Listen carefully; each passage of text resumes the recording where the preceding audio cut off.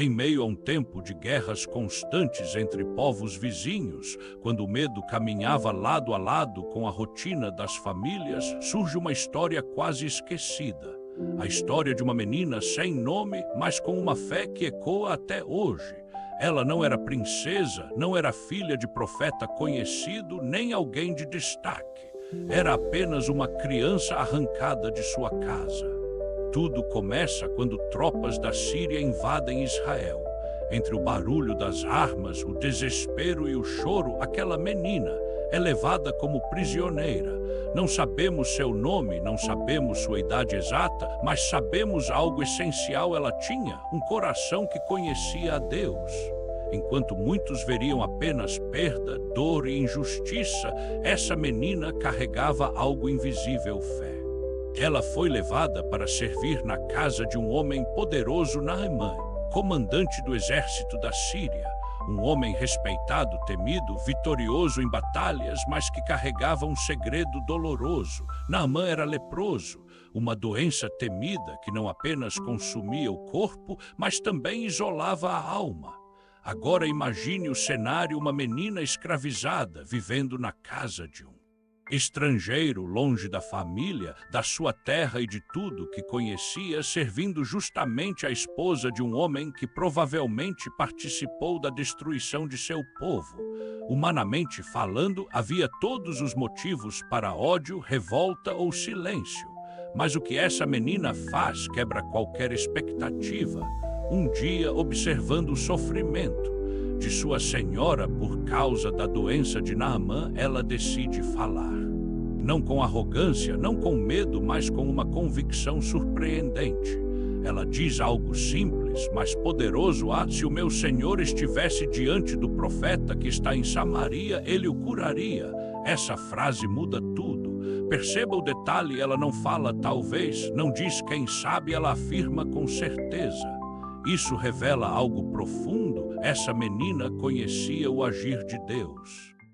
Mesmo sendo jovem, ela já tinha ouvido, aprendido e acreditado nos milagres realizados por meio do profeta Eliseu. Isso nos leva a uma pergunta importante. Quem era essa menina antes de ser levada? Muito provavelmente, ela cresceu em uma família que temia a Deus. Talvez tenha ouvido histórias dos profetas, dos milagres, das intervenções divinas.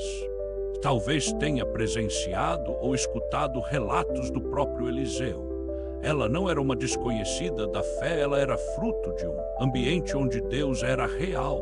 E mesmo longe de casa, mesmo em terra inimiga, essa fé não foi apagada. Naamã, ao ouvir sobre isso, decide agir. Ele vai até o rei da Síria, pede autorização e segue em direção a Israel, levando riquezas, cartas e expectativas.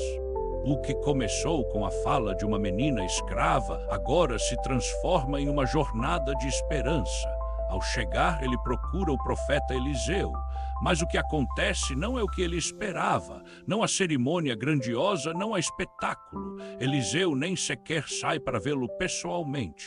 Apenas manda um recado: vá e mergulhe 7 vezes no rio Jordão.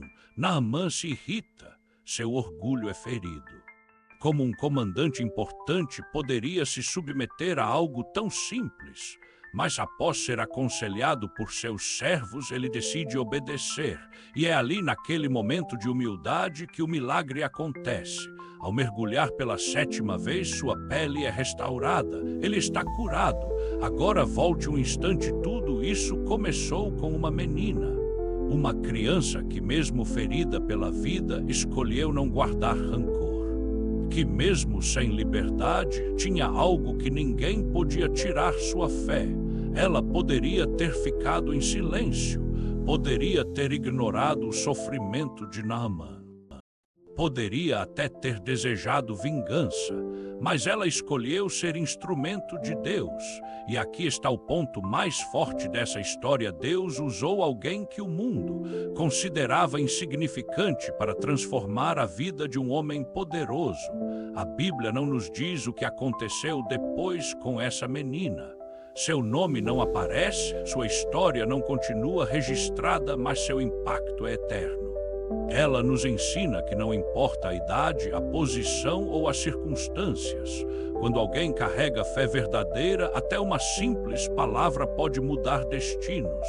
Essa menina nos mostra que a fé não depende do ambiente, não depende de liberdade, não depende de reconhecimento. Ela depende de um coração que acredita.